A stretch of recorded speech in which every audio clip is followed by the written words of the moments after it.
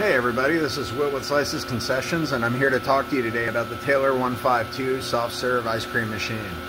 These are a little unusual and unlike the 794, 336, 339 or one of those standard digital models. So changing the viscosity on this machine is very simple. It's just a little different.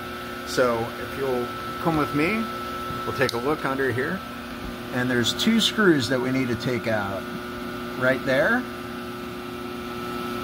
and right there. That's what holds this front panel on, and behind there is our viscosity control.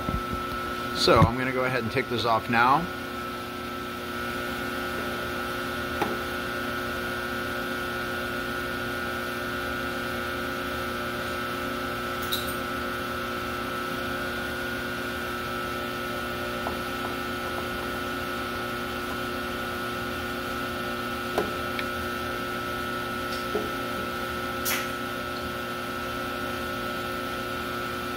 Now once you have those two screws out, you should simply pull forward and out.